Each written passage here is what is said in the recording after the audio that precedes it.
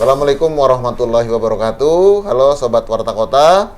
Kita bertemu lagi di edisi spesial Warung Kopi Warta Kota.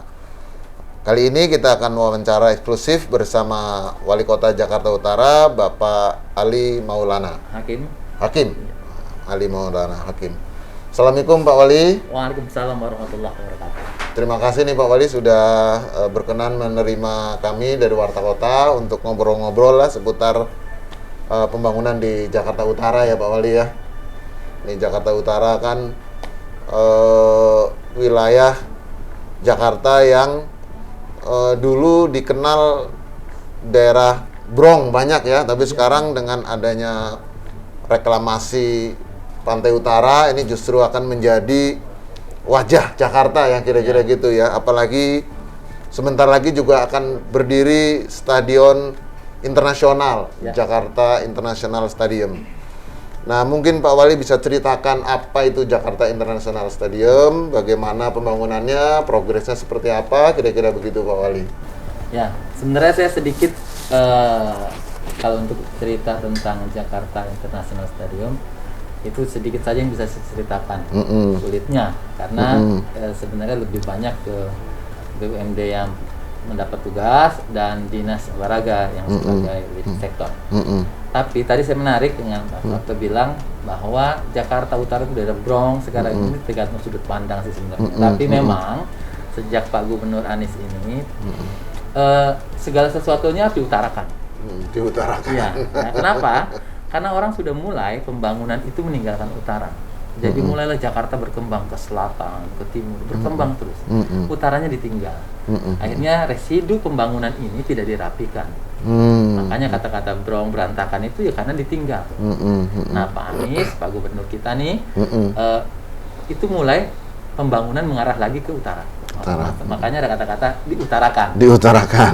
Salah satunya tadi disebut Jakarta International Stadium. Itu bukan level nasional lagi, internasional, benar-benar kata internasional. Karena memang bangunannya ya sesuai dengan struktur dan teknologi yang digunakan memang berskala internasional.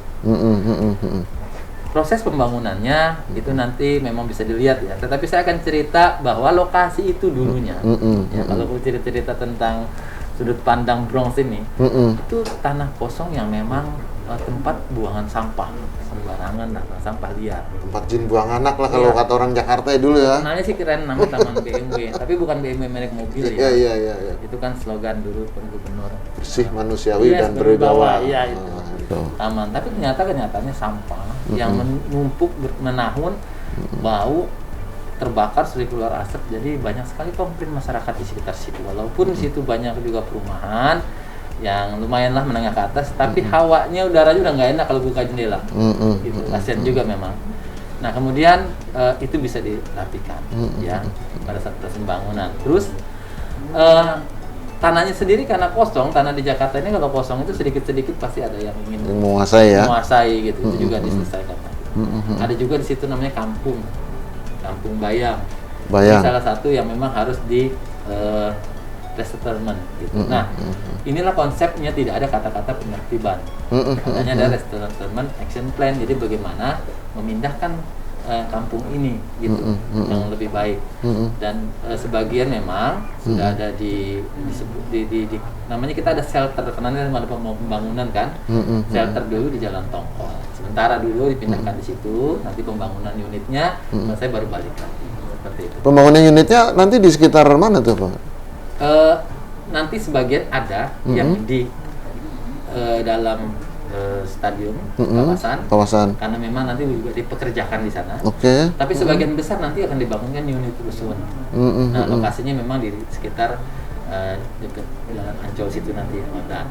Itu jumlahnya berapa orang tuh Pak Wali tuh, warga yang sekarang untuk sementara ditampung Jalan Lodan dan nanti akan kembali di sekitar stadion atau mungkin di tempat lain? Stadion nggak banyak, karena itu kan yang ikut bekerja saja. Ya. Tapi memang jumlahnya ini hitung KK itu sampai 200 ya. Lumayan banyak lah ya.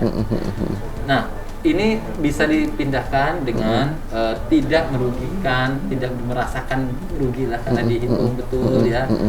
Bagaimana dia bisa kompensasinya diberikan gitu. Nah, itulah sekarang stadion itu mudah-mudahan ini menjadi kebanggaan Indonesia.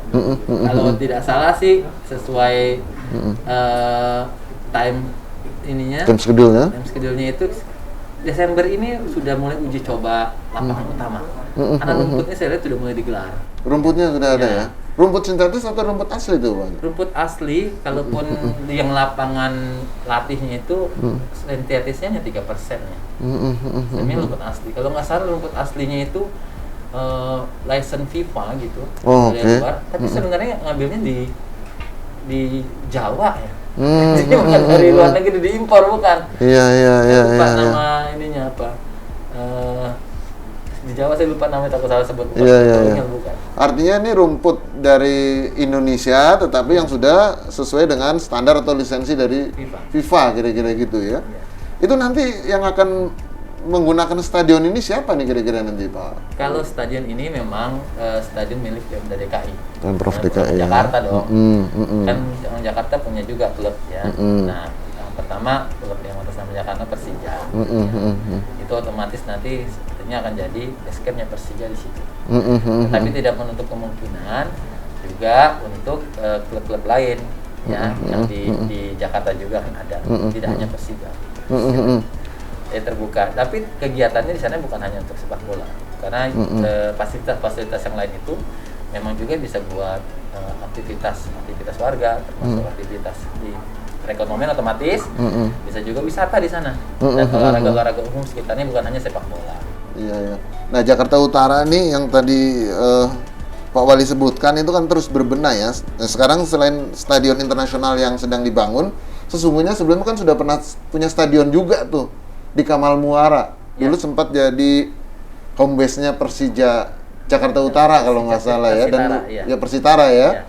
Nah, itu bagaimana nanti perawatannya atau pengelolaannya dua stadion ini?